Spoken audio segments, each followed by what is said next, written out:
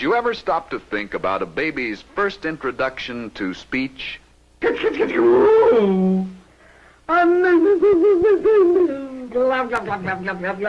Yet, in spite of all the kitschy-coos and glub-glubs, little Freddie gradually feels the need for communication, and soon his first word, Mama, becomes a major event in his life and the lives of his parents.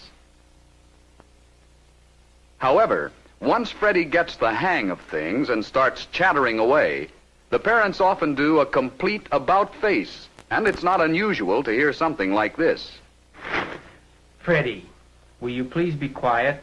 Can't you see I'm trying to read the paper? why does the wind blow? Freddie. Okay. As the years pass, Fred's ability to communicate becomes as much a part of him as the clothes on his back. In fact, he takes his speech so much for granted that it's natural that he should ask his advisor, Well, but why should I study speech? I can talk just as well as the next fellow, and so far I haven't heard any complaints. Oh, I'll grant you that, Fred. But consider it this way. How many situations have you been in so far in your life where it's been necessary for someone else to evaluate your effectiveness as a speaker? Oh, there have been some, no doubt. But for you, the most important instances are yet to come.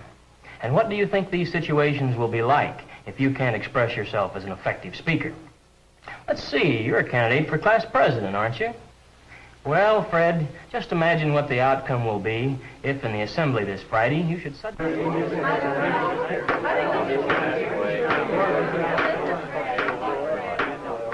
And now, let's hear from another of our candidates for class president, Fred Parrish.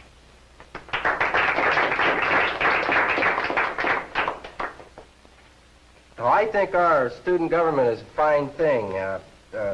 But let me tell you about a government is a fine I've heard thing. Fred try to make speeches before, and so help me, I can't understand what he's trying to say. As smart as he is, you'd think he'd be able to organize his material better. Maybe he's just scared. So what? So are Shirley and Dick, yet what they say makes sense. Too bad. Fred's a nice guy, but if he can't make speech... People want to know what they're voting for, Fred, and if you can't tell them, then you don't win.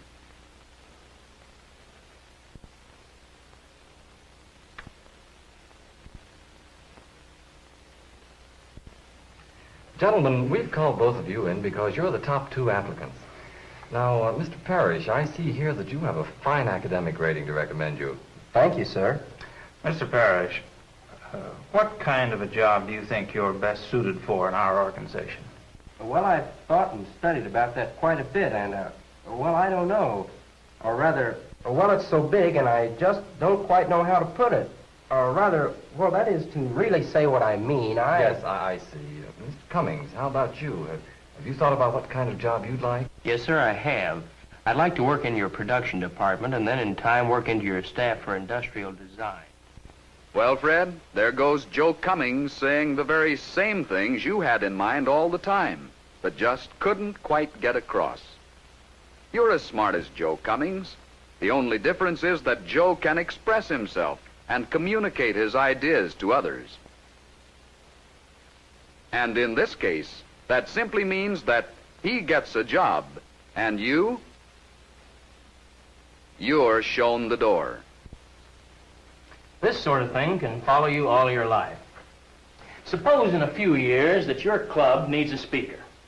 Just what sort of a person are they going to be looking for? Say, Jim, are you still looking for a speaker for the luncheon Monday? Sure am. Do you have a suggestion? Yeah, how about Fred Parrish? He seems as well informed on this particular subject as anyone around here. I'd thought about using him, but some of the boys vetoed the idea. Seems Fred's an expert in his field, all right, but he just can't seem to put across what he knows to an audience. With him, it's strictly one-way communication. He talks, but the way he talks, nobody listens. Yeah, you know, it seems funny that a fellow that has as much to say as he does hasn't learned to put it across to an audience. You mean all those things could happen to me just because I don't worry about my speech? They could happen. But it's not just a matter of worrying about your speech, it's doing something about it. I don't see how you can do much about it. Either you're a good talker or you're not. That isn't right, Fred. You can develop good speech. For instance, let's imagine that you've just enrolled in a class where speech is taught. It's your first oral report, and, well, you're a little nervous. You think every member of the audience is sneering at you. And you're quite sure that when you open your mouth, no sound will come out. But it does, and you're on your way. After you've given your report, the teacher and the class offer suggestions for improvement. Well, I don't know, but it seems to me that if he'd look at us more often, it would be more interesting. And as you listen and relax, the thought begins to seep in that, gee, this isn't so bad after all. As a matter of fact, it's fun. The next time you speak, you're still a little scared, but you notice a few friendly faces in the audience. Maybe now you even try a gesture or two.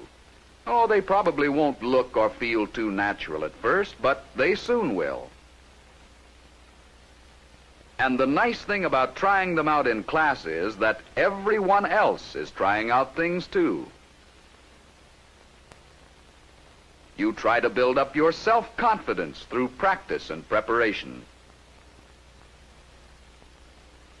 You practice using gestures. You work on voice projection.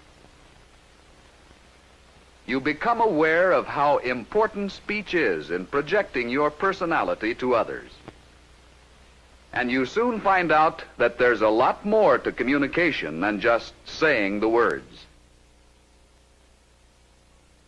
You're taught that voice quality and projection, eye contact, and speech organization are big factors in effective communication.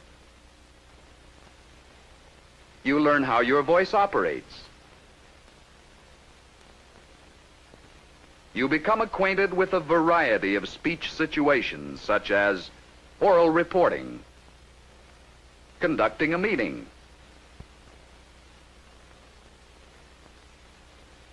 group discussion,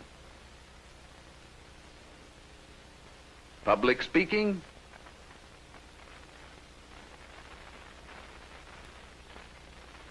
conversation, and interview. And very important, you learn that listening is also an essential part of communication. Well, Fred, so far you've been doing all the listening.